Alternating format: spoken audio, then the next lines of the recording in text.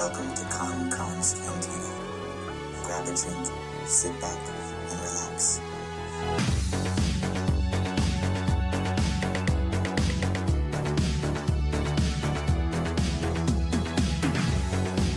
That's how I got kicked out of Oga's Cantina. I can't believe they were that picky. Dude, I actually have a story about Oga's Cantina, and maybe I'll tell that at the end of this one. You got kicked out? Yeah, Why? I just told you the entire story. Listen. Welcome back, everybody. It is your boy. It's KonKon. We back. We in here with cocktails, as Justin takes a sip right now, and it's good. Sour. I'm your boy. It's KonKon. And sitting to the left of me, we have a guest. Super excited. And hey, I'm for it.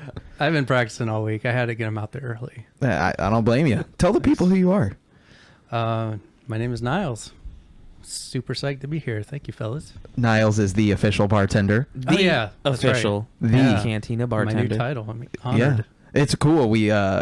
Niles has been getting into mixing some drinks, and We have reaped the benefits of that. yeah, we made some YouTube videos, some tutorials. Mm-hmm. We made 2 top stuff you can go and get at a normal bar or a restaurant. Something on a hipster cocktail bar you'd be paying $14 for. You can make it at home. Yeah. Because we are a Cantina podcast channel. And then YouTube channel, podcast channel. Yeah, all that stuff. You got it. Shaka souffle. And then we made a special drink that I wanted to make up, kind of like a play off of a gin and tonic, except with grapefruit. That's what I'm going to be drinking. We're not in the Cantina yet because the man of 1,000 names hasn't introduced himself yet. I am Justin Allen. Baker. Is your middle name Alan? Yeah. Really? Spelled super weird, though. Your jab. I literally, right now, if you ask me how to spell my middle name, I would have to look at my license. Is that because people spell Allen so many different ways? And yes, 100%. And because my mom chose specifically a off way to spell it. So I overthink. I literally probably write my middle name once a year. If that. So I'm 99% sure it's Allan. Well, that's the standard. Yeah, that's Is it- usual. Isn't it wait, A-N? A-N. Oh, that is weird. Allan. Oh, is it usually Y? Yours It's E-N. E-N or there's a Y It's usually A-L-A-N, I think. or A-L-L-E-N. Yeah. Yeah. My That mom's is weird. That is weird, dude. Gotta be different. Guys, we are a Cantina podcast. So we're going to go into the Cantina right now. Welcome to KonKon's Cantina. What are you having? But remember, no droids. As I stated before, this week we are not drinking whiskey or bourbon Or beer. or beer. We are drinking cocktails made by our official cocktail. Wait, no, that's not right. Bartender. There we go. Words are hard.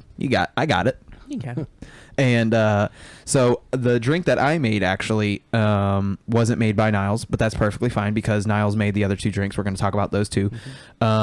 What did we call this one, Justin? The Cantina Squeeze. The Cantina Oh, I like Squeeze. it. All right. So this is 2 ounce of fresh squeezed pink grapefruit, 2 ounces of gin. It's a very floral gin. Very botanical, Yes. floral gin. The only thing I would have changed was I would have done a dry gin instead of the botanical one. Who made that Oh, gin? yeah? This is the gin from Grand Canyon Distillery in Arizona. You can only get it 3 hours outside of the Grand Canyon because they do not distribute. It is. I've never had a Delicious, gin like too. that. Yeah, it's really, really good. You could drink it on the rocks or straight, if that's how good it is. And But they also had that vodka that was at the Prickly Pear. Yeah, Prickly vodka Pear from the vodka. same place. That Yep. was amazing. Well, Connor, you said typically a gin has how many botanicals, and this has yeah, so usual gin has 8 floral notes, Right. and this has 24. Yeah, you can definitely tell. Yeah. It's super complex. Main ingredient is lemongrass, but the drink itself, the Cantina Squeeze, is 2 shots of fresh squeezed grapefruit juice, 2 shots of gin, a 3 ounce or 3/8 pour, which is a 3 75% of a tablespoon. I know that sounds specific. But 3.8 ounce, right? Is that what you're saying? yeah, three. Yeah. Anyway, a tablespoon of simple syrup. Let's just call it at that. You shake it and then you pour it. Then you add tonic water and then you top it off with a pinch of salt. Crack Oh, of nice touch. fresh Himalayan salt. So Yeah, it's that's the what I pink, did. Yeah. because the Yep. pink like sets off the drink. Yeah, and you'll see the little tutorial we did for this drink It on was the YouTube channel. Quite delicious and refreshing. It is. It Great tastes like Florida something drink. that you would like by this, like a summer drink here in Florida, like by the pool or out on the boat or something Yeah. like that. And I didn't strain it purposely, so there's like pulp Yeah. from the grapefruit, which adds like all right. texture to the drink, which is really cool. Mm-hmm. It's all good. Niles, Yeah, I'm having a penicillin, which is my kind of go-to drink now. I love them. So I had them. I went to Sanford. Is it Bitters and Brass or Brass and Bitters? Bitters and brass. I can never I get always that say straight. it backwards and forwards too. Yeah, but It's a anyway, great cocktail bar. yeah. So they had a drink called the penicillin, and I was reading the ingredients list, and I said that sounds pretty good, and I got it, and I loved it. So I was like, okay, I want to learn this. So yeah, I'm drinking a penicillin. Definitely outside of the box of what you would expect from a standard cocktail, for just sure. because of the use of the nice smoky, iley Yeah. scotch. Mm-hmm. Yeah, it's the smoky top can put some people off if they're kind of not used to the Isla whiskey, but I just go light if that's the case for them. Yeah, the smoky of the scotch flavor, it can turn people off if they're not a big fan of it. But at the same time, I think this cocktail is a great way to ease somebody into that flavor and maybe introduce that to them without having like a straight finger of scotch where Yeah. it's super smoky and can be overpowering if you're not Yeah. expecting it. Oh, it's delicious. yeah, I'm not like a super big fan of like the peat and the smoke, but yeah, no, it's definitely good. Yeah, well, it's got the ginger syrup, the honey, the lemon. It's just amazing. I'm drinking a whiskey sour, and you said it's technically also Boston style, correct? Exactly. Yeah. Yeah, what makes it Boston style is there is egg whites included, which gives it a nice Knife. frothy. I was already Yeah. saying frothy in my mind. Yeah. A frothy meringue top, Yes. and it is a gorgeous looking drink. Niles hooked it up with a little couple driplets of some bitters and then some swirls into a Rebel Phoenix. So this is an official Star Wars drink now. I think that's what we can call it. Mm-hmm. But the Rebel base would approve. Niles, you have to give the actual breakdown of this because you made this. I'm just enjoying it. Yeah, it's just 2 ounces of bourbon, 3/4 of an ounce simple syrup, 3/4 of an ounce fresh squeezed lemon juice, and the egg white, which turns a lot of people off when they hear it, and I was myself, but it doesn't add any flavor. You're just using the white, and it's just to add the foamy texture, and it makes it so much better, and that's what makes it a Boston sour.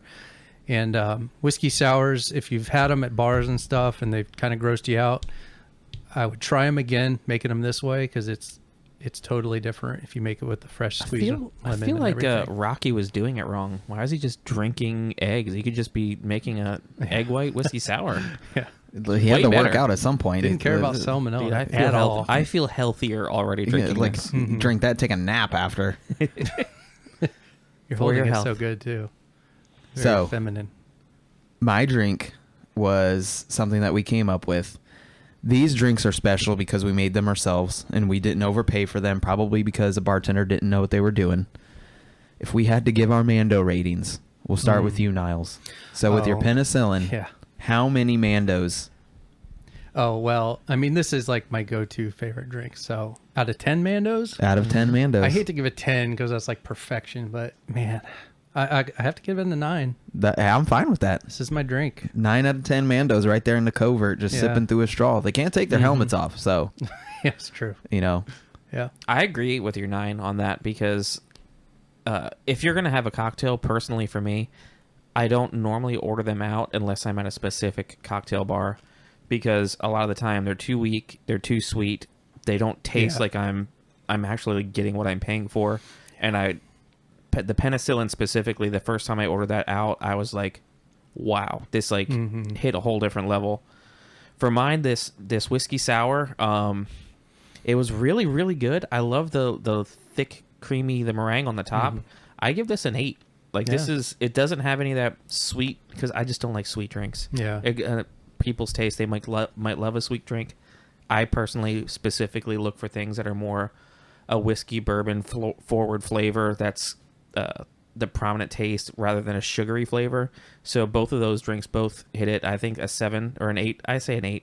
I'm gonna stick with my 8 Mandos. For me, I'm gonna go 6 out of 10, and the reason why I'm going so low is I feel like this is a very niche drink. I feel like the opportunity where you are and what you're doing has to fit the demographic of why you're drinking the drink, and I would have definitely rathered have done it with dry gin instead of like the botanical, like the very. We'll have to play with our. Yeah, we'll have to patented play drink. with it.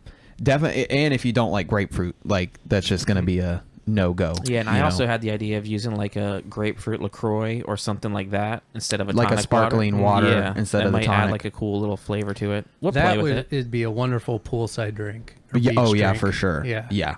This summer, I might make a few myself. Yeah, I'm definitely gonna make. I definitely want to play with it. I may have even added a little bit more salt than just a tiny little crack. Because I do feel like it is a little bit on the sweeter side. But I think the ingredients are there. I think they just got to be played with Dialed a little in bit. Yeah, amount-wise. dialed in. Yeah, because I'm digging it for sure. So 6 out of 10 Mandos Solid. for that one. But guys, the agenda of this episode is, of course, Niles is going to be giving us his Star Wars saga, and then this week we're going to be talking about virtual reality. That is one of Niles' forte, so we're going to be talking about that, and also we are going to be talking about the Black Crusader himself, Batman, The Dark Knight. the Dark Knight, and then to wrap it up, Niles will be giving us his embarrassing story. Hope starts with an H. Oh, starts with an H, stupid. Oh, my college humor. We're going to have to post that somewhere. Niles, Yeah.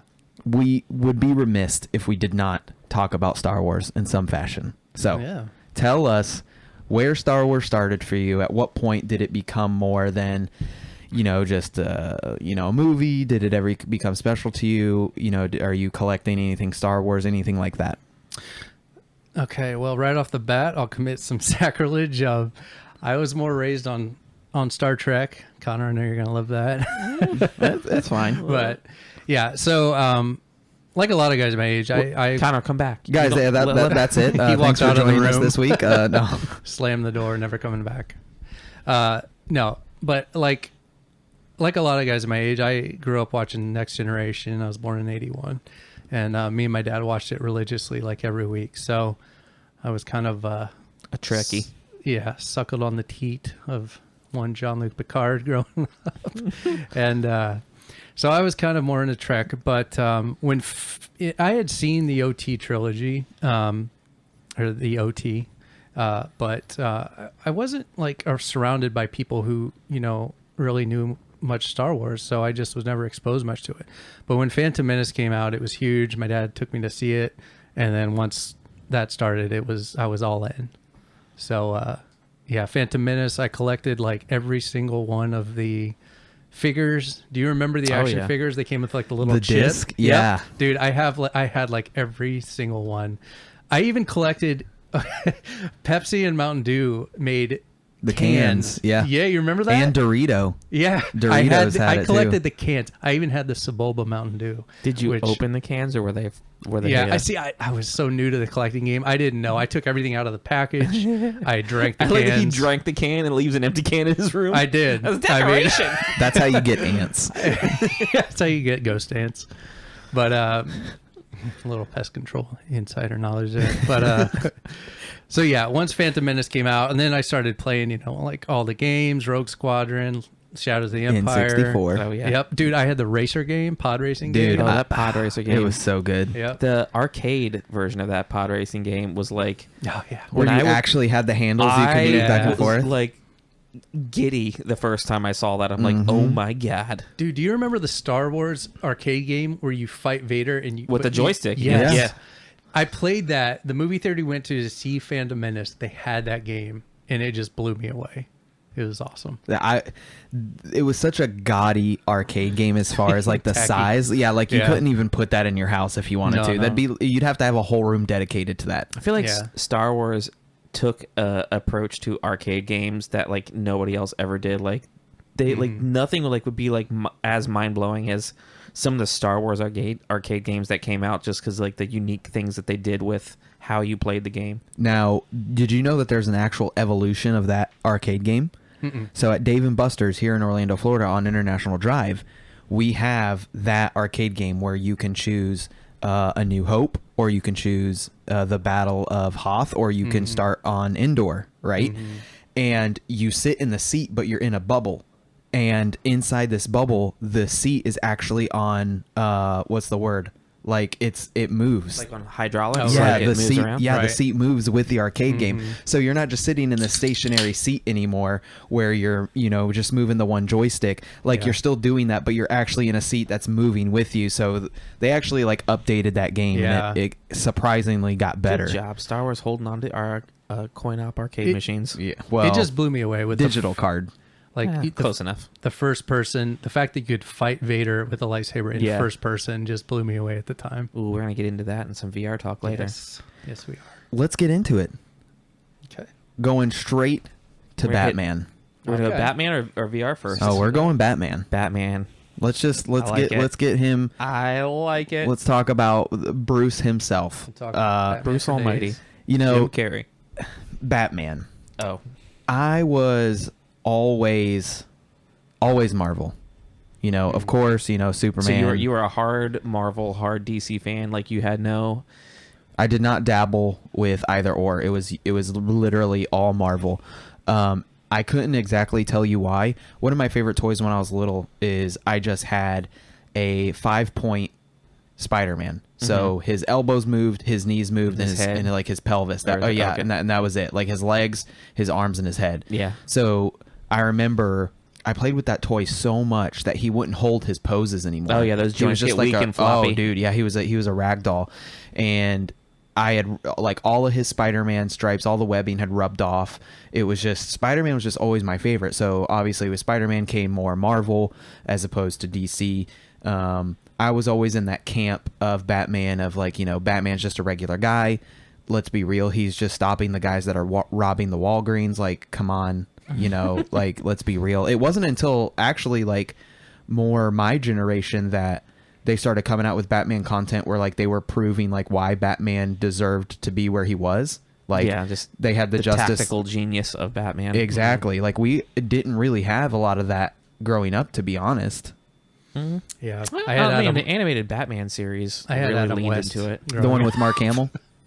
Mark Hamill as Joker, Kevin Yeah. Conroy as Batman. Yeah, And I grew up with that too. That was my favorite. Yeah. Well, I mean, I was growing up in the 80s, the only Batman I had was the 60s Batman. same Bat time, Adam West. same Bat channel. Yeah. I watched that so But much. when the Tim Burton movies came out, that's when I was a believer. Oh yeah, '89 Batman. That was like an earth-shattering thing It was for amazing at the superhero time. movies. Like they're like, what? We can make a dark superhero movie? Mm-hmm. I was kind of the same. I mean, I love like Spider-Man. Like you, Connor, was my favorite. Like I had a superposable Spider-Man. It was my favorite action figure forever. To the point that when Liz started dating me, the very first gift she ever got me was a new superposable Spider-Man.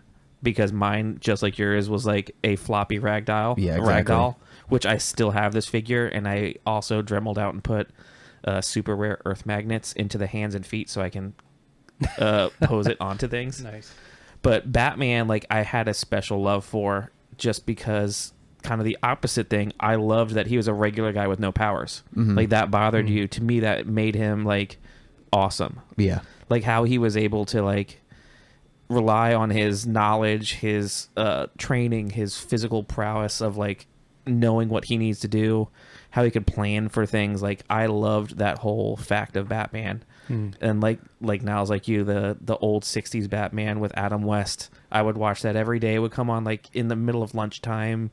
That would be like you could rely that it would be on there every day. And like the cheesy lines, and then the movie of that. I mean, when I found out there was a movie and he had shark repellent spray, Dude, it's still the BAMs and the POWs that come up on the Yeah. screen. It's classic. I don't think there's anything in existence more campy than 60s Batman. I mean, is that the best Batmobile?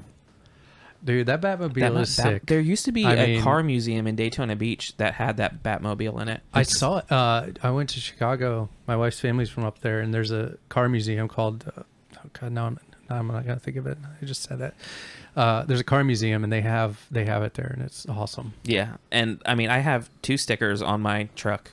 I have a Boba Fett, and I have a Dark Knight awesome, like, Batman with his cowl and his cape, and he looks super ominous. Like, it's just, like, kind of the cowl and shoulders up. Like, that's my boy. Like, I love Batman. If one thing about Batman hasn't changed, it is the cowl and the cape. And, you know, the costume has obviously taken different forms with different Batmans. So if we had to pick a favorite Batman, what about your favorite Batman? Because I have one that comes to mind immediately, and there's reasons as to why, and I also have a second, and I also have a third. So do you have a favorite Batman? I thought about my favorite Batman. I have always thought about that, like, a lot of times. I think my favorite Batman from an actor would have to be Christian Bale. I think my favorite Bruce Wayne was Ben Affleck. Yeah. I think he was like so it's almost like a double question. Yeah, because I look at those different, and then in the comics that's a whole different story. But if we talk about just like screen Batman, like mainstream that everybody would know, I would have to say Christian Bale as a Batman, and I would have to say Ben Affleck as Bruce Wayne. Yeah, I really liked Michael Keaton. I watched great too. Yeah, I watched the original Batman on VHS when I was younger. My parents wouldn't let me watch that until I was older. Maybe my mom didn't know I was watching it. I don't know. I watched the heck out of that movie. I really liked that. Definitely Michael Keaton was. I mean, Christian Bale is just. There's a lot of things about Christian Bale that have to do with the movie overall that I feel helps Christian Bale be the better Batman. I feel like if you had Michael Keaton in this generation without the visual effects and or with the visual effects now that he didn't have when they made that Batman, and that was still a Tim Burton movie, which took like a whole different kind of take onto it. On its own. Yeah. He definitely has the a music flavor to his movies. in that movie. Oh yeah, that's one of the best. I don't think parts. they've topped the score. Nope. I mean, that original score is. I wish they could just keep using it in all the new ones. Yeah. It's so good. Yeah. What about you, Niles? Favorite Batman? Man, I mean, I don't know if. I feel like the voice of Batman is Kevin Conroy. Kevin Conroy, 100%. Yeah, like it's hard to beat that. He is the ultimate Batman voice. Yeah, he's awesome. With the movies, that's hard because they've all been pretty solid. I mean, the Nolan movies are Christian Bale. I'll just have to say Christian Bale. Yeah, Is Christian Bale both your favorite Batman and Bruce Wayne, or? Because for me, I viewed them differently. I don't think that Christian Bale played a good Bruce Wayne. That's a good question. Yeah, I don't know. I mean, Michael Keaton's Bruce Wayne was pretty good, but yeah, that's a good question. I don't really know. Who's the worst Batman? Ooh, I think it's a toss up between 2 people, George Clooney and Val Kilmer. That's you, well, dude. yeah, but I mean, to me, George Clooney takes the cake. Val Kilmer, aka Justin Baker. Well, Yeah, well, the Val Kilmer, just the face of Val Kilmer fit that cowl so nice. it had nipples on it. Listen, No, that's the Clooney one. Is it that's the Clooney one that That's had the nipples? Batman Forever. Yeah. No, that's Batman and Robin. The last one had the nipples, and that was Clooney. My And it nipples. also had Batgirl, which was a waste of time. Alicia Silverstone. Yeah. Go back to Clueless. Yeah, I was She's going to be at MegaCon. That's who the other person was. She's see? gonna be there. Yeah. Oh well, I'm back in. I'm not buying those tickets. Favorite Batman comics. Now, Okay, this is good. Okay, Let's get into Let's it. go. this is probably going to be a long one. Mm-hmm. Now, I got some weird takes on it. I'll just let you just go. Just full send. Okay, You got it. so there's a lot of. I mean, I could go into the artists. I could go into the authors. Like, I'm gonna keep it more simple. I'm gonna take a different approach. My 2 favorites, I would have to say Snyder's New 52 Batman is awesome. Yes. It's fantastic.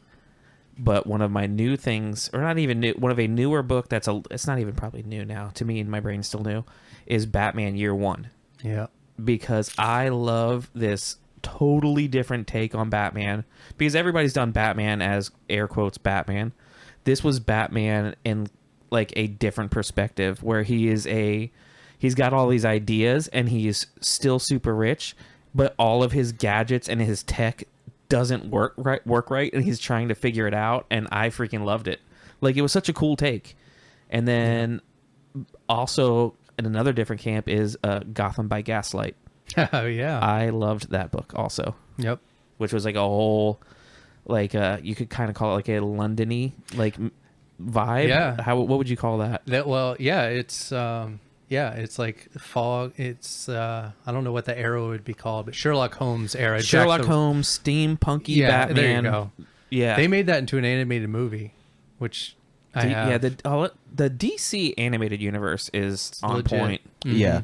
I would definitely say my favorite, I haven't read it in its entirety, but I've been getting the Cliff Notes on YouTube for a little bit now, I can't even remember the name now, of course, but it's Batman, the Laughable Batman. The Laughable Batman Who Laughs. Batman Who Laughs. Thank you, man. Yeah, I did not get that right. Mm-hmm. That's been my favorite. It's been one of the, like I said, I'm not the biggest Batman fan, but that is one that I had read because of one of my old bosses, Andy Camacho. He had told me he's just a huge Marvel, DC. He reads everything. He has all the subscription services, gets all the copies of all the comics, and he's the one that had told me most about that Batman one. So I just started getting the Cliff Notes off YouTube from YouTubers and stuff, and that one's been super, super interesting. It's like in this parallel universe where Batman just breaks all his rules and almost like I should check that out, because that sounds kind of like Year One was. Yeah, like it's like a different take, kind of. Yeah, it's like the roles are reversed on Batman and Joker almost. Like he's the one that's crazy and whatnot. Yeah, it's pretty cool. I need to read that. Who's yours, Niles? What's your favorite comic, you think? Oh man, this is so hard because there's so many good ones. I mean, while you're thinking, I'm going to ask you then another question. Jim Lee or Greg Capullo?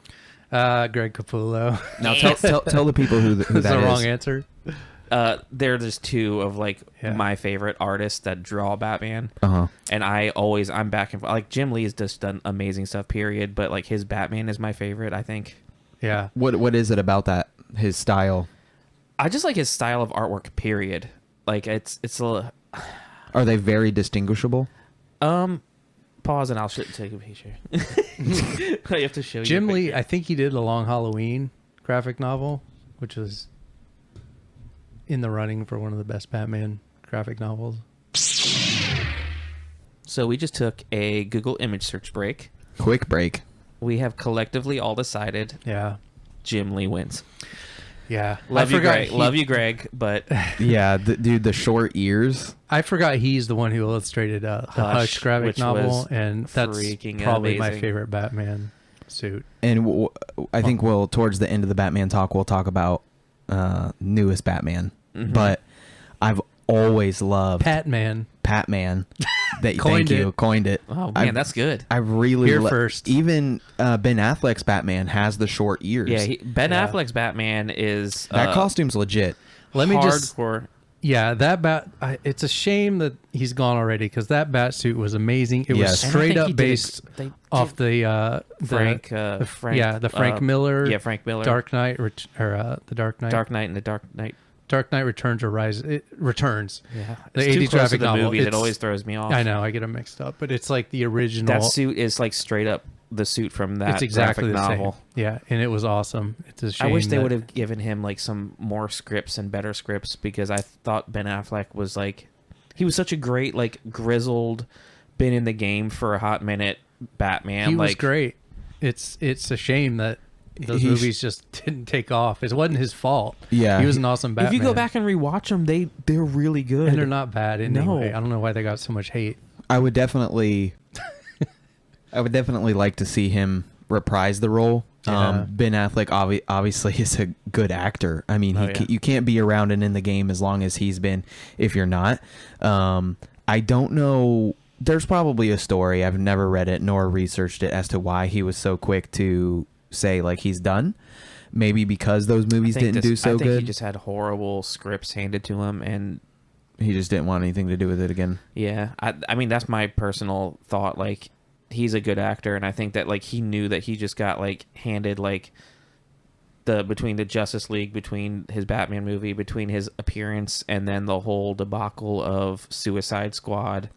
Like there was just like one blow to the stomach after another blow to the stomach. You'd think though, like with how much Batman material is out there, there's no way that these actors don't do some sort of research on the character that they're going to play.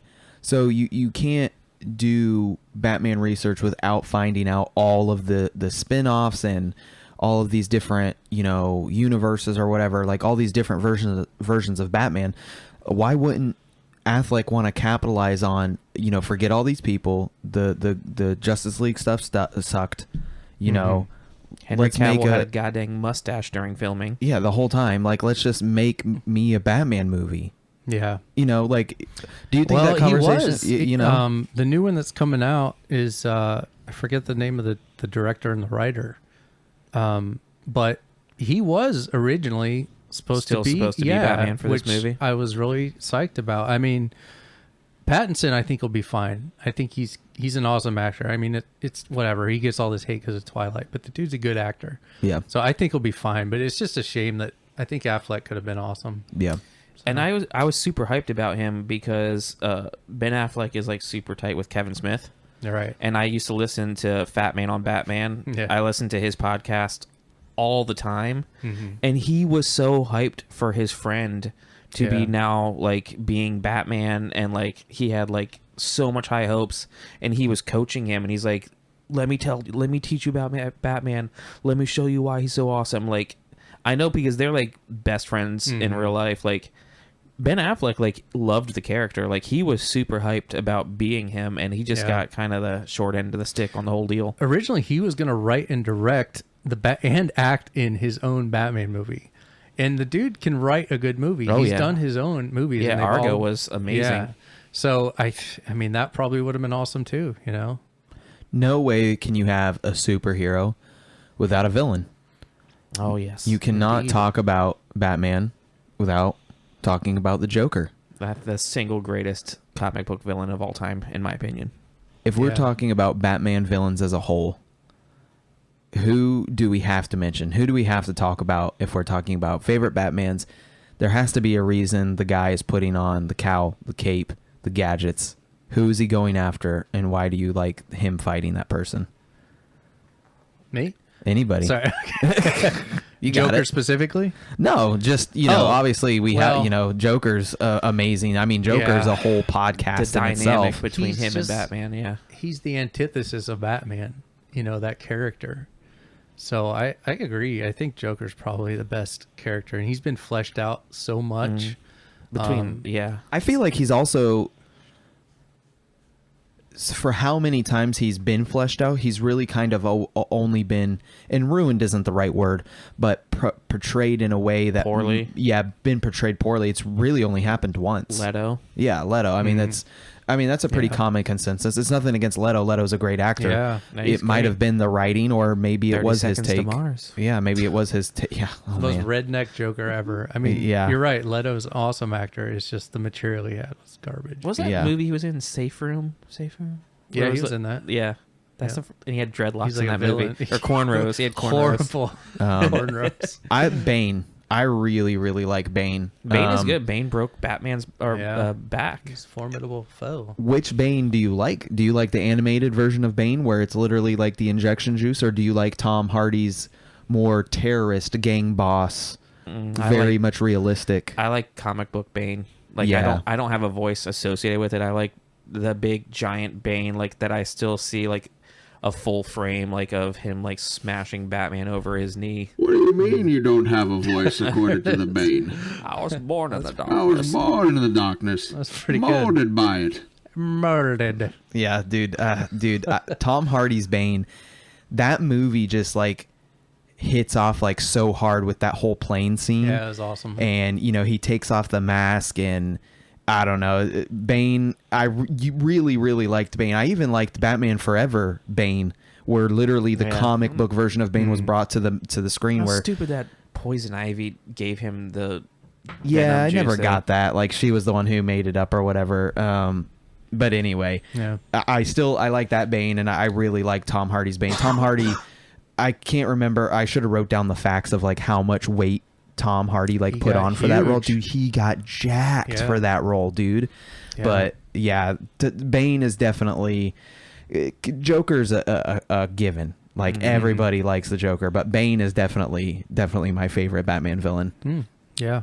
I like Well, Red. he's up there. I mean, he's like you said, he's the one that broke his back. So just for that alone, he's already, one of the best. And I like the whole Red Hood dynamic too. Like, Oh man, yeah. is he good? Is he bad? Who is he? Then you find out he's like a broken ex-Robin. Like, Yeah. that's. Have you guys seen the Under the Red Hood movie? Oh, yeah. It's like the best Batman. Is that the movie. animated one? I Yeah, read it's it before. animated. Yeah. It's so good. I have to watch that one. I mean, that makes, talk about your villain, and then I got something. Oh man, my favorite villain. Mm-hmm. Well, I mean, Joker's so obvious, but he's awesome. Yeah. He like so much like killed a Robin, shot Barbara Gordon in the back, and took her away from being Batgirl, and she became what's her name? The Oracle. Oracle. Thank you. Yeah, it's funny because all these villains come from such like goofy, humble beginnings, but over the years they've just all been so, Yep. explored by writers and the stuff. video games too. The whole Arkham Knight and Arkham Asylum. Like, yeah. such awesome stuff that we've managed to get. Do you have a favorite iteration of Robin? Oh man, I like Jason Todd. Yeah, Jason I do Todd, like me some or some Damian Wayne. Damian. They're kind Damian of the is black pretty- sheep. They're the. I like them. I like the I got one for you. Yeah. Dude, Teen Titan Robin is my favorite. Teen Titan. Who I plays Teen confess I've Titan and never Robin? seen Teen Like the Titans. actual voice actor? No. Like who? Like name of Robin? Like who's Robin is that? Oh, dude. Oh, wow. I honestly couldn't tell you, but I mean, it's Robin. I mean, he's not with Batman anymore, and that is chronological. That the Teen Titans do have a space in the DC universe. Did you ever watch the live action Teen Titans show? I couldn't do it. No, I heard it's actually super dark. It is really dark. I've gotten like probably like I'm about into the second season. Surprisingly dark. Yeah, I would recommend checking. It's almost like he's on the verge of Nightwing, and Nightwing Exactly. is just, dude, Nightwing. But even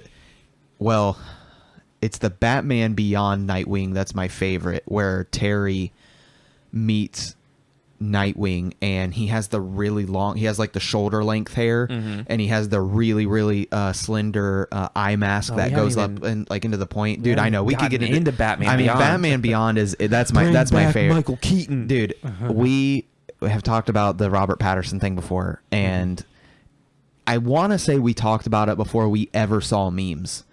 But the opportunity to have Michael Keaton play old Bruce Wayne and have Robert Pattinson be Terry and be Batman Beyond movie, the biggest Hollywood missed opportunity like It'll ever. eventually happen. We'll have a Batman Beyond movie. Like I feel like they'll have I gotta to. agree. Pattinson would have been perfect for that It's- because he's kind of a scrawnier Yeah, guy. he's Exactly. exactly. The leaner build than like what Exactly. you would expect for a Bruce Wayne. Yeah, that would have been pretty. That would cool have been to see. so good. There's so much about that costume that is, it's got like that black, so black that it like tints blue. He's got the bright red Batman symbol on his chest. He Almost also has like Iron the Man bat tech wings inside of it. And the picture that I showed you, Yeah. I know. Already know I where you're going with haven't this. showed Niles. I'm going to show him right now. It's I am showing Batman The Niles Beyond. crossover we need. the crossover we need with Spider-Man 2099 and Batman Beyond Dude, together. I want this picture blown up on my wall. Like I'll post it on the Facebook for sure.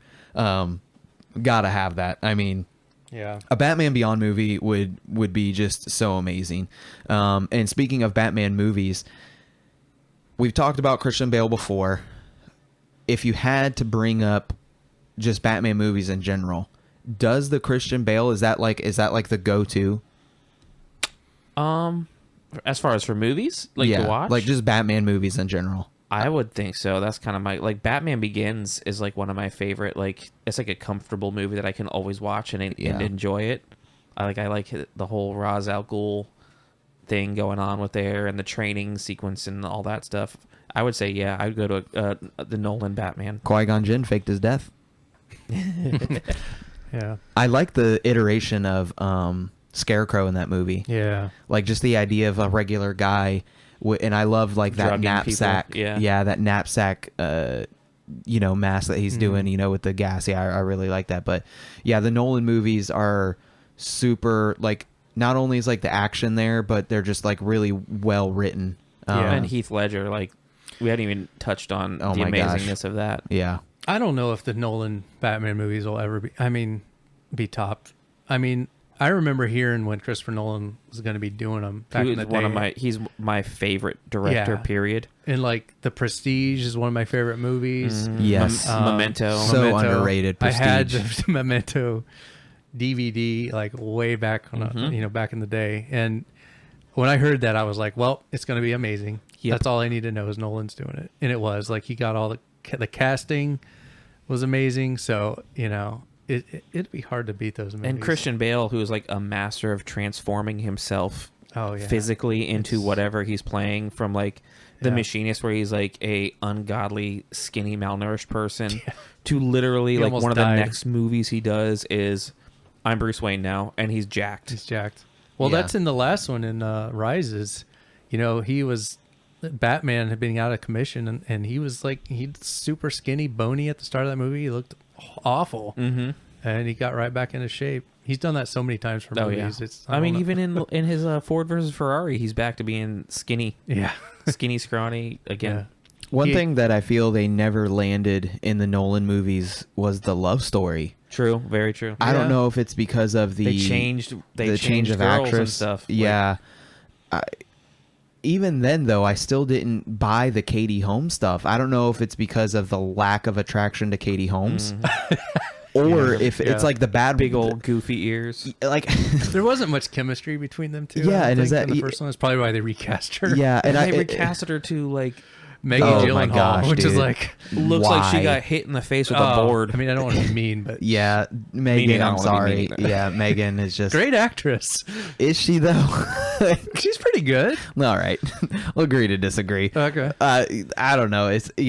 Unfortunately, she's just not the cutest girl in the world. I mean, I have no idea what goes into. It's a weird pick. It is a weird. I just don't know why they go there. Yeah, I don't know. There's a line in that movie where Joker, it's like when they're in the building, top of the building at the party, and Joker mentioned like, "Oh, you are beautiful." Yeah, and you're like, "What? Are you though? Not so much." He's like, got some of that scarecrow juice in you. Some of that Joker makeup on your face. Oh, cut that out.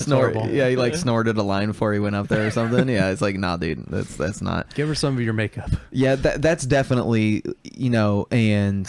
That is really the only spot I can think of where those movies, the Christian Bale and the Nolan movies as a whole, fell short. And it's such a crucial part to those movies, especially in the Heath Ledger one. Is you have Bruce Wayne trying to get to her for the better half of the movie. Straight from that scene you're talking about. She gets kidnapped and whatnot, and I never bought it.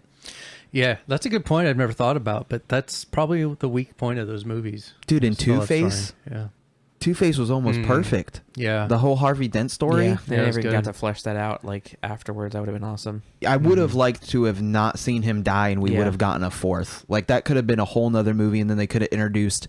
Like, I would have liked to have seen what a Christopher Nolan Penguin would have been. Yeah. Oh, yes. Because he had put such a spin, like we had said, the Scarecrow, and then... Heath Ledger Joker, and then Bane. There's so many other villains that Christopher Nolan, with his writing and or whoever else was helping him, I'm sure he had a team of some sort. I would have liked to have seen, even Penguin or a Poison Ivy or a Mr. Freeze. There's a lot of cool stuff they could have done, but could we have a new Mr. Freeze that doesn't seem over the top? Yeah, like get to the freezer, get to the chiller. Hey, chill out. He kind of ruined that character. It was beyond repair. Yet his love story was still better than the Christopher Nolan love story. That's super true. It is true. His wife's just floating around like she's in some snow globe or something. Yeah. Back to chamber. But so obviously, not to timestamp this podcast, but we're going to do it anyway. We do have a new Batman coming out. And we've been getting consistent internet leaks every week. Are they leaks? Yeah, they're paparazzi, like, are shooting pictures of filming. Well, they the released Batbike stuff was, but the and the Batmobile stuff. Yeah, I mean, that's that was released by. official. Yeah, that's that was released by official? them. No, the Yeah, only the picture I director. saw was like a weird, super high 3/4 like rear shot that looked weird. Oh no, I'll show you. There's like legitimate pictures. It literally looks like it's what, a Chevelle. Oh, it's awesome. It's got to be a Chevelle. Yeah. It's like a straight up old muscle car. or a And the fins a on Barracuda. the fins on the back look very like 60s Batmobile. Yeah, for sure. I do think they went a little bit too muscle car, like literally. Wow, I'm forgetting his Dom could like show up at any given point in time and drive that car away. Like, I've been looking for this. It's for my family. Like, I don't know. Come on. Like, Yeah. but it does look cool. They got that like- big giant engine in the back. They showed that one. Like, what if it's like the first incarnation of his Batmobile or something like that? Like, Yeah. Because we still don't know the timeline, right? Yeah. I feel like this is going to be very year one. that's what I feel. Yeah. Do That's we well, need that? speaking of that book, if they did a year one Batman movie, how freaking cool would that be? Yeah. So, as you guys being the bigger Batman fans, do you feel like we've restarted the story enough? So, if this is another, If they show me Martha Yeah, Wayne, I don't wanna see that having again. a pearl necklace get like dropped and pearls falling, and the dad getting shot, and then like him standing with two dead people in an alley, I'm gonna lose my mind. Yeah. because I don't need that every reboot of a new actor playing Batman. We all know what happened. yeah. I mean, I agree. so I don't what want do to you see that again. what do you want from this movie though? Like, Yeah, I think they know better, hopefully, than to retell that scene. Or if they do, just do it really quick and get it over with, because everybody knows it. So I think it'll be an early. I mean, obviously Pattinson's a younger guy, so it'll be an Early earlier Batman. Batman. And hopefully, he's still kind of finding his bearings. I don't want to see an origin story. I think Batman Begins was such a perfect origin story. Yeah. Like, let that be. Like, let this just be like, hey, I'm a year into it. Pick up from right. here. Yeah. I think if they did that, it would be perfect. yeah, no, I agree. The Batman Begins origin story is so good with the training and the ninjas and all that stuff. It just sets a precedence that just doesn't need to and probably can't even be recreated. I mean, unless you like almost remake that movie, it's just unnecessary. I Yeah. am super excited on how good Patterson looks in the cowl, though. Yeah. He's got the jaw. He's got like Yeah, he he's looks got the good in jawline. the cowl. Yeah, he does. for sure. Last question on Batman, and you're gonna kick it off because you came up with this one. Oh, what was my question? I forgot what I put. It was last question: who wins, I Bruce remember. Wayne, Batman, or Tony Stark, Iron Yeah. Man? So this to me has to have the classic caveat of prep time. What is our prep time going to be? Batman with prep time? That defines the whole outcome of the fight. Yes. Exactly. So is this like a blind? You fall into each other? Is this a prep time? Because Batman is going to win That's with the prep time. that's the most realistic timeline, because even if you look at the last Marvel movie, when the Guardians of the Galaxy and Iron Man, Spider-Man, and Doctor Strange kind of meet, like they didn't know that they were going to meet, and they kind of just show up, and even at that point, the Guardians kind of like they had Peter had Spider-Man at gunpoint, like they were almost at a standoff. And the Guardians of the Galaxy almost aren't anything special compared to a lot of other Marvel superheroes, and they was still able to get like that upper hand. So I have to go with no prep time, because we have So they just- Batman established stuff where he did. Universes cross. Yeah. Who wins? Man, universes cross. There's zero prep time. I mean, like to think that Batman's cape will do a lot to block Tony's weaponry. I mean, Batman is a tactical genius, whether he has prep time or not. I feel like he's got stuff like, like he's like one of those people, like he's got like all these scenarios planned out, and whether he's prepped in advance that this is going to happen, he's already thought about the chance of running into this If situation. they run into each other, Batman is still getting the jump on Tony. Yeah. I mean, Like, the Man, jump. It's a hard question. Yeah. With 0 prep time. Because prep time Batman just wins. He finds some sort of Yeah, EMP he's and a strategist, so for sure. Like he's taken out Superman in like every incarnation of like the comics. Like in the recent thing that probably most people would know it from is just his entire plan on how he just like literally kills Superman. even Batman vs Superman the movie. Yeah, that's what I'm talking about. Yeah. Like Well, he's a genius, but Tony Stark is too. You know, he's a tech genius. So- I don't think he's a tactical genius. Yeah. Well, the question is his nanotech affected by EMPs? Because Yeah. Tony's latest suit is not a literal machine. It is nanotech. Right. So if nanotech is not affected by an EMP, at what point does preparation then matter? Because that's a whole different technology that doesn't, quote, exist in the DC universe yet. I mean, I gotta say, like, And that's a big rabbit hole, but yeah, I mean, you could like talk about this forever, but I mean, I'm a Batman guy, obviously, but Tony, the Iron Man's got him. The suit is like ridiculous. You can fly with it. You can shoot. I think with zero prep time, like they run into each other in an alley. Yeah. I think that Batman would have a lot of tricks up his sleeve, but I think without knowing who his foe is going to be, if it was Tony Stark / Iron Man, he would probably get beaten. That suit's ridiculous. Yeah. I mean, the bat suit doesn't have anything on the Iron Man suit. With prep time, though, like it's still not even an answer. Like Batman would win. yeah, Like, prep he time would- Batman wins. Not The- even like a long. Like if it was like a day. Yeah. I He feel would like find a virus for the suit and just like totally make the suit He'd fall hack off the of Jarvis Tony. network. Yeah, and then just punch him in Tony in the face and Yeah. be over. Yeah, because Tony Stark versus Bruce Wayne is No nothing, no contest. Yeah. Exactly. It's a good question. Who wrote that? Virtual reality. Now, what we mean by virtual reality is literally putting on the goggles, whether it be a PC build, like Niles, I'm sure, is going to talk about, or putting on the Oculus, like Justin has. Virtual reality is the future. definitely. Now it's becoming a lot more popular. People are using it to train in jobs. I was watching TLC. Was it TLC? There was some Don't network. go chasing waterfalls. Listen, Boys to Men. Thrown way back. Talking like a surgeon's using virtual reality. Man, you Yeah. threw me way off. That made me think of the other guys with Mark Wahlberg. You got it. Have you done an office pop? Yeah. Safa souffle. But dang it, Justin. Anyway, virtual reality, super popular. That's what we're talking about, virtual reality. So as a first, we'll go over the virtual reality rig and what we're using to do it and how long I guess we've been into it. So Justin, we'll just start with you because yours is the simpler setup. I have probably the most accessible way to have VR, which is Oculus Quest, and it is fantastic. I probably would have never bought this though if it wasn't for Niles' setup. He got me I kind of thought it was going to be a passing fad, like it kind of was in the late '90s. Like virtual reality it burned real hot and real fast. Yeah. And then it just disappeared. I didn't know what to expect, but seeing the stuff you can do in it now was just amazing.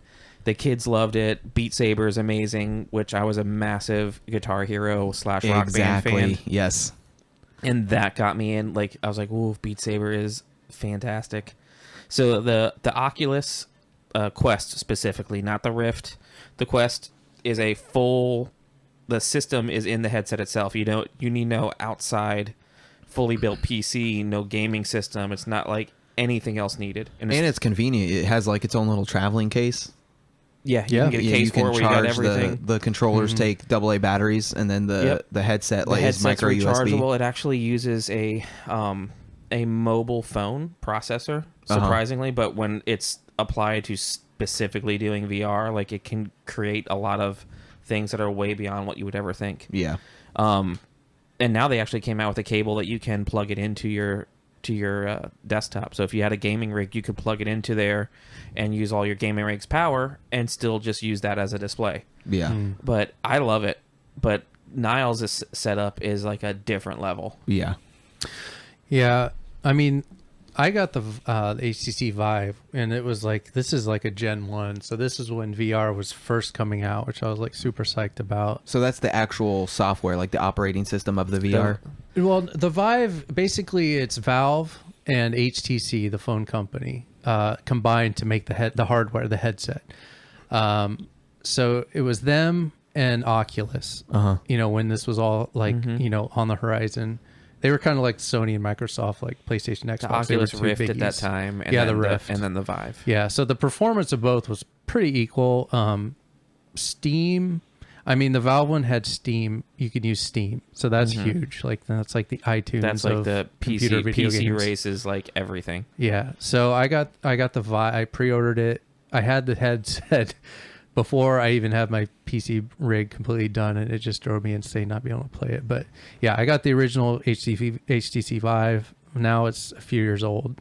Technologies, the new ones have improved a lot. It's pretty amazing. And they've done a good job at like throwing upgrades at your Gen 1 Yeah, stuff they too. have. Like it's not like it's been like it's not like you buy an Xbox and the Xbox One comes out or a 360 comes out and you're like, now what do I do with this? This is like a paperweight at this point. Yeah. They've done like a good job that I was impressed that like they give you like incremental things you can add on and upgrade and add to the original system. Yeah. I'm not terribly far from being able to run VR on my PC. My processor and my motherboard are able to. I definitely need to upgrade my graphics card, and I have 2 slots for RAM. I'm running 8 gigs right now, and I could run another 8. I could run 16 if I wanted to, which I'd need to, but VR can get very expensive. So if you doing the PC build that you've done, to give listeners an idea, if they wanted to, let's just say they have a PC that can run it. Okay. What are they still going to have to then put into with headset? Because you have 2 headsets. No, I just got the one. Oh, it's just the one? Yeah. Okay. So headset and controller with software, and then what's the average cost for a game? Oh man, the games vary so much. Well, see, I get mine off Steam. Like Oculus has the Oculus Store, so they have their own store. Oculus is the orange logo? Oh, that's Origin. That's Origin. My bad. Yeah. So Steam is nice because they have their own games, and you can get Oculus games on Steam. So you have an advantage there with the Vive because you can, you got more games. What was the question? Like the average cost. Like, say they have a PC that can run it. Yeah, right. So they vary so much, man, because some of the game, like Steam, there's like indie games on there for 99 cents. Some are even free. I mean, a lot of them are garbage, but so they can run the gamut. Like you'll have games super cheap, or you can get Fallout or Skyrim VR, and they're $60, just like a normal game. One. Yeah, so it runs. I'd say on average they're 10, 15 probably. Do you have a favorite? Well, Beat Saber is awesome. That's like reigning supreme right now in VR. That game's awesome. There's a new one called Pistol Whip. That's sounds violent. Cool. It's a little. You do have a pistol. You're just running around smacking people. It's actually another music-based game, like Beat Saber, but you're kind of like you have a pistol and same thing. It's set to back music of the though. heads. Yeah, it's really fun. You get concussed. You get concussed. You get concussed. Is Beat Saber like, so for those who don't know, Niles you get to take your VR setup to a local tap room. Yeah. And you set up there for people to play. Is that usually what people pick as Beat Saber? Yeah, it's up there for sure. Oddly, though, the most popular game Job Simulator. Say it. No. Well, that one's hard to get people because it's hard to sell that one because like, oh, you simulate your what? You simulate your job working? That sounds horrible. But the game's hilarious. But anyway, the funniest thing is I have like all these like like high-end polished games that cost $20, $30, $40. The game everybody plays is the freaking fancy skiing that costs $2. It's the most like the graphics are so like just bare minimum, but it's fun. You're downhill skiing. Yeah. Is that the one that Kinsey always has to play when she comes over? Probably. Yeah, the skiing game. Kids love that one. It's fun. It is a lot of fun. And I know that you really like the bow and arrow games. Yeah, the archery games translate really good. Because you're the hand motion. You're actually copying the hand motion of everything you do in VR. So you're doing the the So motion. you're like reaching over your back. You're pulling a bow Right, from you your, got or your an arrow from bow. your quiver. Yeah. Then you're grabbing your bow and you're drawing your string Right. back, and then you let go of the controller button, and it It's launches. a lot of fun in VR. Archery is. Are there any games in particular that you feel just don't translate well that have been like maybe an established game and then made for VR, or even games that are made for VR that you just they just I don't know work? my biggest problem is what I've played are the teleportation. Yeah, the movement is what is the challenge, because you can't just like you think, oh, you just take a game that's already, all games are in 3D, you just convert them to virtual reality, but there's a lot of unexpected things you wouldn't think about that pop up and make it not so easy to do that. But yeah, movement is a basic one. If you move in 3D, you think like a normal game, you use an analog stick to walk left, right, forward. If you do that in VR, there's a good chance you're going to get sick really fast. Not everybody does, but Or walk into a wall because you think you're somewhere else entirely. yeah.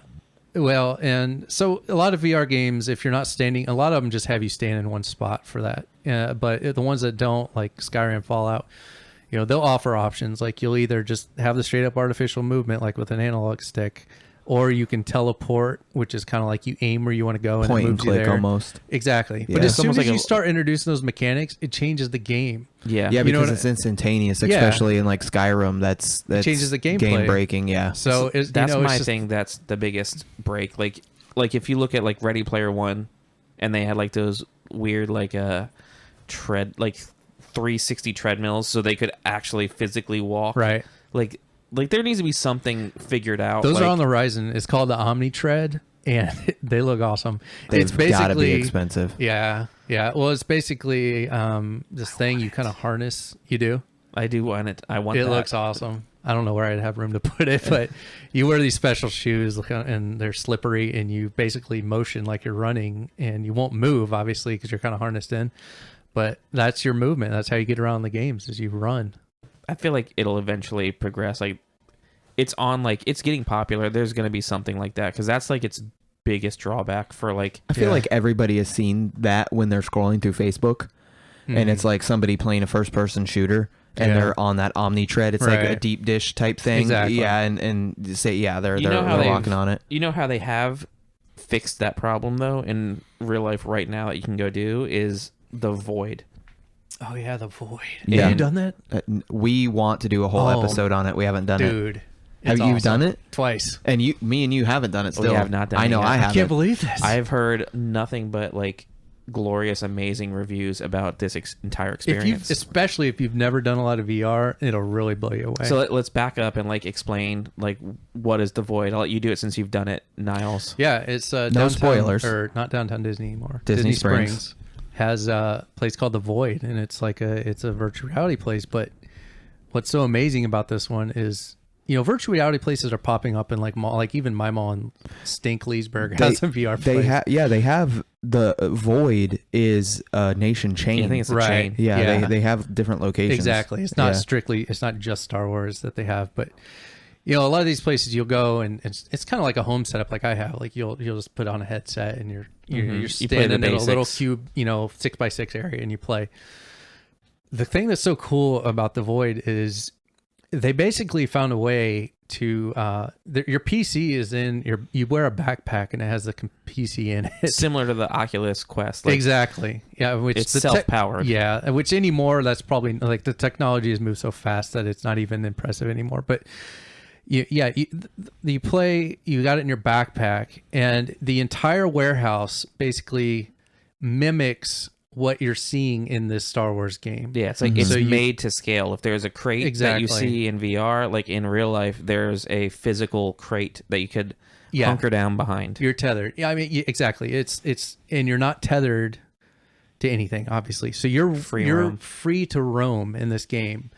And yeah, you also play like in the game. You're basically infiltrating as stormtroopers. You're rebels, but you're acting Dressed as as a trooper. troopers. So it's you and then Whoever's with you. 3 or 4 other people, I forget, but you see all their avatars.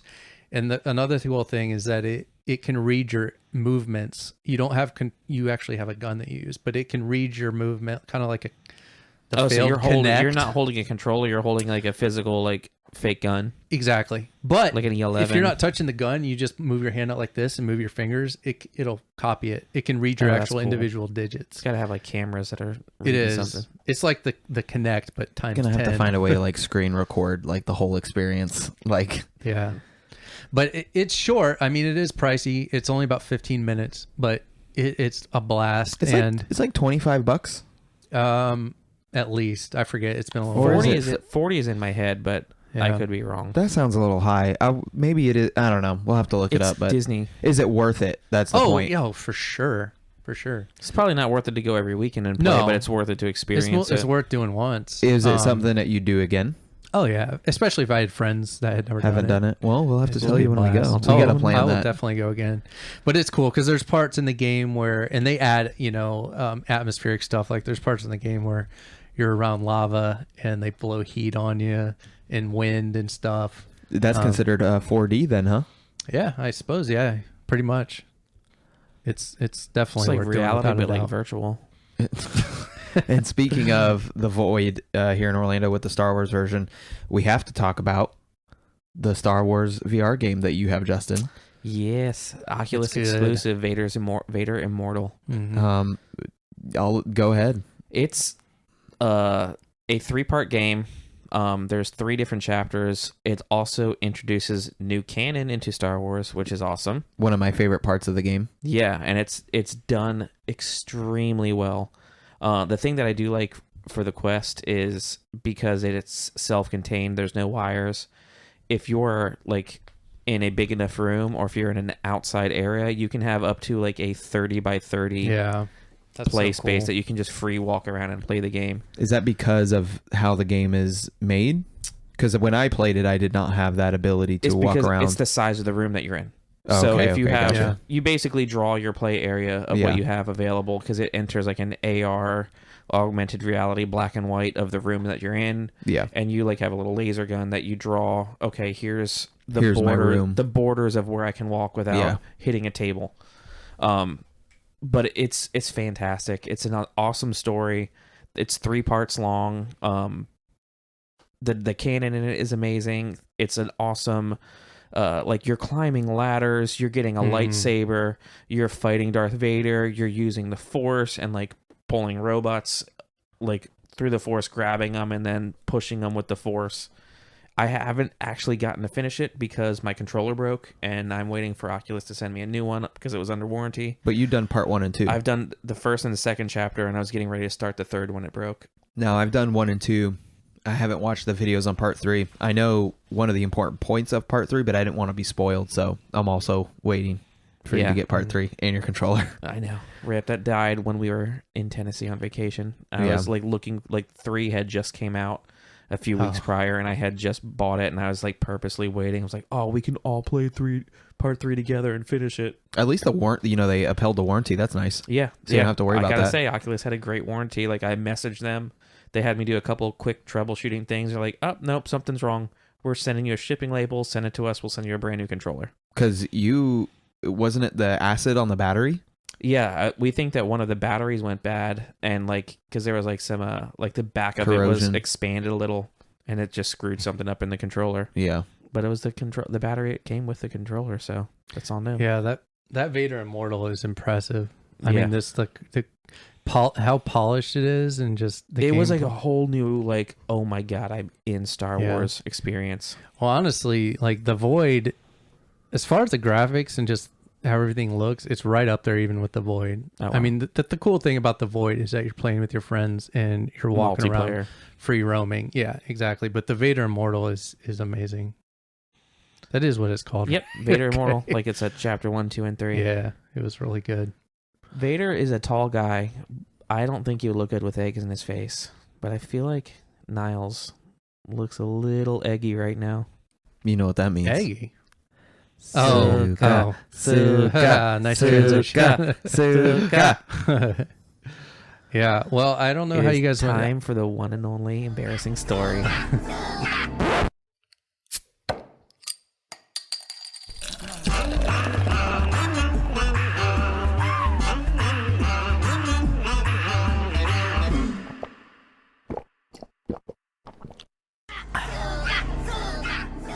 Well, I have two, I was telling Justin earlier, I have two stories. I don't know what if you want to hear just one or the other. One involves a horse, which I thought of because the last episode I Don't bring it up.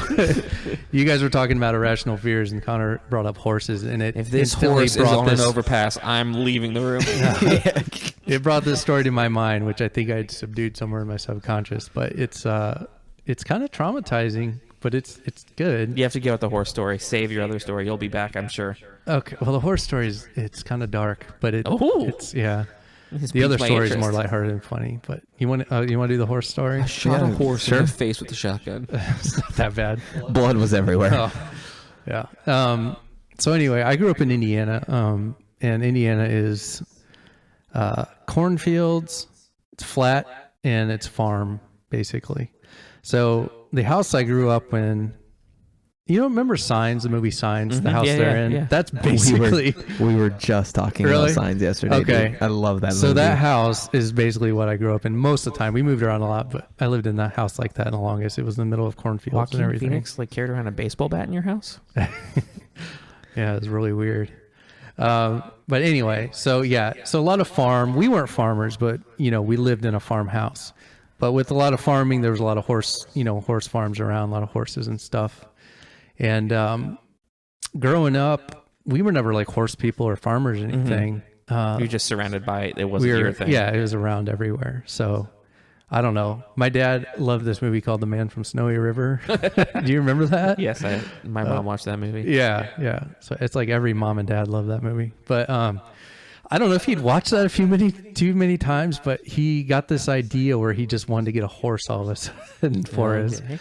And he kind of always had some new like project or thing going. So this was, I guess his latest was a horse. So anyway, we find a horse breeder in town, and we go out there to check out this horse. And, they bring the horse out, and the lady there that's like the breeder, she's talking and whatever, everything sounds good. So dad, they say, sit on it. So dad, gets up there, sits on it. Sit on it, Potsy. Yeah, feel it out. And so he does, It's like, yep, this feels like a horse. Very horse-like. yeah. So anyway, so then they put me up there, and I'm probably 9, not even 10 at this point. No. Okay, so I get up on this horse, and this horse just immediately, he's like, this is my chance. He just takes off. He just books. He takes off. Wait. So you're like in a field or? We're in a house, but basically there's fields everywhere around us, but we're right on a road, okay? We're right on a road, and whether you go left or you go right, we're about a half mile from a highway either way. Okay. Okay. This pasty-skinned Batman nerd can't stop me. Yeah. This horse had so little respect for me. Well, you know what it was? I think it was a racing horse. They call them thoroughbreds. Yeah, thoroughbreds, and they're kind of wild, So They're were you hard to tame. alone, or were you like somebody with you holding you on the horse, or like you're just sitting on it They alone? sat me up and they were standing there, and the horse just boom. He's like, gone. Yeah. He's like, he did not care. So he took off, made it to the road, takes a left, and they're obviously not going to catch me, running. So they get in a car and they start chasing us. And the horse is running from the car. Dude, Yeah. that reminds there's that 70s show episode where they're like trying to introduce new people into their gang, and they meet this girl that had a Firebird and had horses, and like they end up not being friends with her, and Kelso's like, she had a horse and a Firebird, we could have raced them. it's like I just see you like holding on for dear life as this horse is galloping, and you just have like this, I don't know, like a 5-0 like trying to catch you down the road. In reality, it was like a hatchback or something lame, but yeah, they're following us, and this horse is not stopping. So we're running along the road at a pretty brisk speed, and like I said, we're like half a mile from a highway on either side, and this horse is just running right along the road. He's not turning into a field or anything. He's heading towards the highway. So we're like a half mile probably at this point, and he's going. He's not stopping, and I kind of knew. Like what? I don't know. I'm just imagining something horrific. It ends pretty bad, to be honest. Yes. And So this horse, I knew some horse commands. Like I knew the basic, like Horse, stop. Yes, stop. You know, you pull left, right, and then you like kick them to go faster. So I knew, and Learned I that was from Zelda. pulling exactly Epona. So I he was, had a yoke and everything. at oh least. yeah, it was all outfitted and everything. So like I'm trying to stop it. It has zero respect for me, and it's just going. And finally, after a while, he stops. So I'm like, okay. I'm just sitting there like, okay, it's over. And my dad and the lady pull up in a car like slowly because they don't want to spook it. And they like get out and they're kind of like slowly approaching. And then, yeah, like, and then when they're like 5 feet away, my dad slaps the horse real fast so it takes off. No, I'm just joking. He didn't do that. Got me. I was like, this is the horrific part. Into the highway. No, but they approach slowly and, you know, they're getting close. They get within a few feet. And of course, the horse takes off twice as fast as he was. So he's going fast. And now we're about like probably a quarter mile from the highway. And I'm thinking like, okay, I got to figure something out here because if we end up on the highway, it might be all that over. Horse right in the snoot. I mean, I was, you know, in retrospect, it's like, why didn't I just bail on the thing? But I stopped at that moment. Yeah, but I think I was thinking like, well, I don't want to just jump off because then I don't want to be responsible for this horse. And the lady's like, why didn't you stop it or anything? You know, so I didn't want to jump Little off. kid mentality. Like I was like, I panicked. Like I just wanted to try and stop it. And I didn't want to get in trouble if the horse, you know, got, you know, hit or something because I jumped off. So anyway, Which I'm really thinking is about to happen. this isn't going to end the way you think. Oh, God. But, okay. So excited. Yeah. So we're going, and at this point, we're booking, and this horse just decides, I don't know if he was trying to get me off of him or what, but there's a telephone pole, and he just straight up knocks, like he skims so close to it as he's booking that he just like knocks my knees so hard. It hurts so bad. Dude. Yeah, it hurts so bad. That's a smart horse. I know. I don't know if that was intentional. I think it was, but For this story purpose, it was intentional. yeah. We'll embellish it a little bit. Get this kid off of me. Yeah, so he skims it real close, so it like knocks my knee, hurts like crazy. But I stay on, and we're closing in, you know, on this highway. It's probably like a football field away at this point. Oh, that's not far on a horse. No, there was cars like zooming by. I'm seeing, you know, so I'm like, I gotta figure something out. Otherwise, I'm gonna die. The horse is gonna die. Or we're both gonna die. At this point, I should probably say if there's any children listening, or if you're sensitive to animal suffering, What's going to happen? I have no idea. that's going to be the most anticlimactic ending ever. An Indian comes out of nowhere and hatchets its head off. Yeah, but yeah, you might want to skip ahead a minute or two if you're like sensitive, if you're kind of sensitive to animal suffering. I can't tell the story to Kirsten. Anyway, so we're closing in on this highway. So I'm thinking I got to jump off the horse now or I'm going to die. All of a sudden the horse darts left. It darts left off the road. Parallel with the road? Basically like it's a 90 degree like bing, off. So it's going. You're going against traffic. No. We hadn't made it to the highway yet. Okay. We were okay. almost there. It turns left into a yard. And I look over and there's a field full of horses. So basically, and it's surrounded by a fence. Mm-hmm. So the horse saw these other horses. This is how Mufasa died. He saw these other horses. He's like, "Oh, there's my boys." Oh, friend. Yeah. He's like, "Those are my friends." So he darts towards them, but like I said, they're surrounded by a fence. This is like a crappy, rusted, maybe 4-foot fence. Oh no! So this horse he like picks up speed. He's gonna jump the fence to get to these horses. He jumps the fence. He picked the wrong spot because he impaled himself on a fence post, rusted fence post. So he jumps. I fly off, and the horse impales itself, kind of like in its like, I don't know. It's like its underbelly, but horse ever. yeah, like down by its leg. Like it didn't straight up kill it, you know, like hit it in the heart or anything, but it got it down, Like a gut wound, like yeah, the gut, exactly. So I fly off. I'm like bawling, you know, and everybody comes, and the lady's like, you know, freaking out. So she takes, my dad gets me, he takes me home. So I calm down and stuff. The lady takes the horse back to her stable. She walks it home. I guess, yeah. The horse is bleeding, She obviously. just pick it off the post, like She carried it home. yeah, Pulls like out her elephant rifle. I don't. and blows Good its head question. off. I don't know how. I guess he could still walk, but this horse was bleeding profusely. So we leave. We come back like an hour and a half later to check in, and they're back there in the stable, and they're like stitching. They're trying to stitch this horse up like crazy.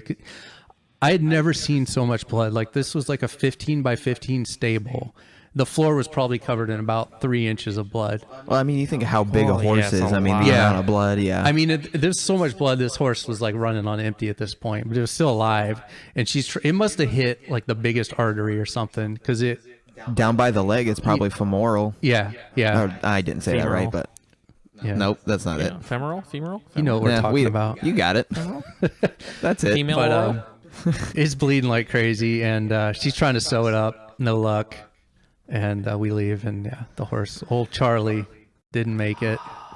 So since I've basically Here's the real Niles is question. the worst rodeo ever. Did your dad have to buy the No, horse? he didn't. You break it, you No. buy it. Can I get my deposit back on He that horse? didn't. Yeah. He had to fight with the insurance company over that stupid fence, though. They wanted him to pay for it. It was like a piece of junk rusted They fence. and wanted the guy him was to trying- pay for the fence. I know, it's retarded. Like the people's who property it was. They Yeah, were no, trying that's to just crazy. get something out of it. But I've been traumatized ever since of horses, and I just was like, I'm sticking with dirt bike, I'll ride non-sentient things that don't have a mind of their own and can do whatever Yeah. they want at any Oh given my time. God. Horses are beautiful from a distance. I don't trust them, dude. Yeah, they're man. I don't even you like know, to feed them. The big teeth, they're give them a carrot and they're gonna Big bite your mega finger snoots. Yeah. off. Yeah. Well, guys, thanks for being with us again Thanks this week. for joining us on Horse Ended on a high Horse note. Horse We are a stable cantina. I don't know. We are Well, a Sugar Cube Cantina. Thanks, guys. I was your boy. It's KonKon, and thank you to our guest this week. Yeah, Niles, Omaha Niley on Steam, PlayStation, Nintendo, Niler 5000 on Xbox. I play through many video games. And of course, I'm Justin. that's it. That's it. it. No, okay. All right.